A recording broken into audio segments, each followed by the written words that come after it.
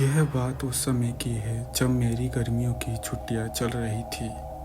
उस समय मैं अपने मामा के गांव छुट्टियां बिताने गया हुआ था। वो गांव बहुत ही सुंदर था और वहाँ के खेत, खलियान और पहाड़ भी काफ़ी सुंदर थे। गांव पहाड़ों के बीच में बसा हुआ था। वहाँ के लोग भी काफ़ी अच्छे थे और मैत्री स्वभाव के थे। दिन में वहाँ पर काफ़ी गर्मी पड़ती थी, पर रात एकदम ठंडी होती थी। मैं और मेरे मामा रात में घर के बाहर ही खाट लगाकर सोते थे। एक बार मैं देर रात तक अपनी मामी जी से बातें कर रहा था। बातें ही बातों में मामी जी से पूछने लगा कि मामी जी, ये बताइए, इस गांव में आपने कोई चुड़ैल वुड़ैल नहीं देखी है क्या? वैसे मैं आपको बता दूं कि मुझे भूत चुड़ैल की कहानियाँ सुनना काफ़ी दिलचस्प लगता है। पर मेरी मामी जी बोली कि रहने दे, फालतू में तू डर जाएगा और रात को ढंग से सो भी नहीं पाएगा। पर मैं भी कहाँ मानने वाला था। मैंने भी जिद पकड़ ली कि कहानी तो आपको सुनानी पड़ेगी। मेरी जिद के आगे वो भी नस्तमक थी। उन्होंने कहा कि इस गांव में बहुत सी चुड़ैल रहती है, पर किसी को दिखती नहीं है। मैं बीच में ही बोल पड़ा कि जब किसी को वो दिखती नहीं है तो फिर कैसे पता कि वो यहाँ रहती है? मामी जी बोली कि कहाँ किसी ने उन्हें देखा तो नहीं है, पर फिर भी कुछ लोगों ने उन्हें महसूस किया ज़रूर है। मैं बोला कि क्या आपने उन्हें देखा या महसूस किया है? मामी जी, हाँ शायद। और मामी जी हंसने लगी। मामी जी, आप मुझसे मजाक मत करो। अगर आपने देखा है तो बताओ। मैंने उससे पूछा। उनका जवाब नहीं में था।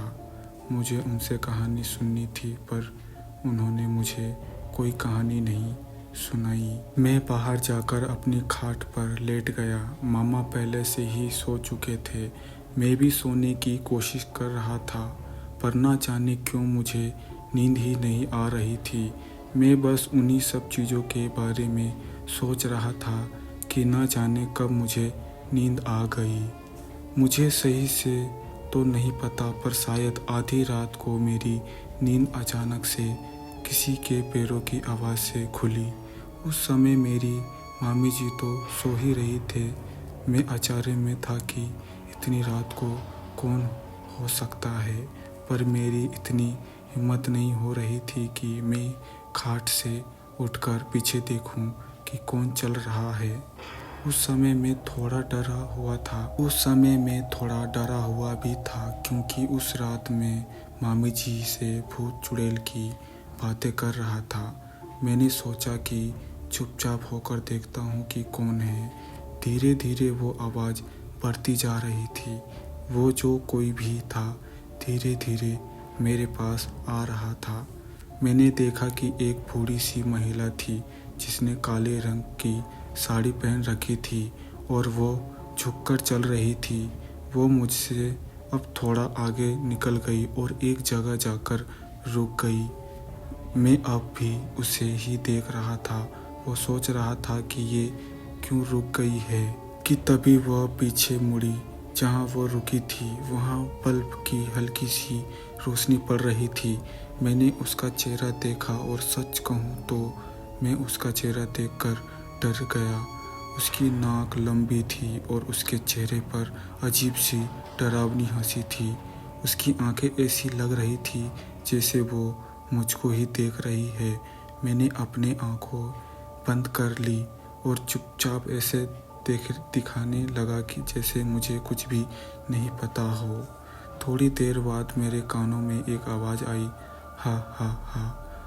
तुझे क्या लगता है मुझे नहीं पता चला कि तू मुझे देख रहा है? मैं एकदम से नींद से उठा। सुबह होने में अभी भी कुछ समय बाकी था। मैं बोला, भगवान का लाख लाख धन्यवाद कि ये एक सपना था।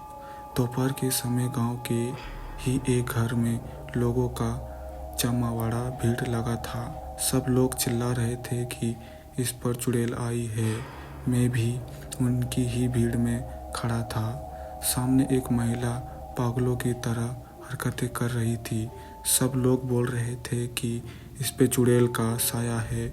कोई कह रहा था कि रात को ये बाहर पेशाब करने गई, फिर लौटी ही नहीं। सुबह ये गांव के आखिर में उगे बरगद के पेड़ पर बैठी थी और कुछ गांव वाले इसे वहां से लेकर आए। वह सबको देखकर हंस रही थी। एक समय ऐसा भी आया जब उसने मेरी तरफ देखा और हंसते हुए बोली कि तुझे क्या लगता है, मुझे नहीं पता चला कि तू मुझे देख रहा है। मैं समझ गया था कि मैंने जो रात में देखा था वो मेरा सपना नहीं बल्कि हकीकत थी। मैं बहुत डर गया और वहाँ से भाग गया। अगले ही दिन मैंने मेरे मामी जी से बोला कि मुझे मेरे घर छोड़ दो। मुझे नहीं पता कि वो महिला चुड़ैल कौन थी और वो मुझे क्यों दिखी। वो मुझे क्या चाहती है मुझे नहीं पता।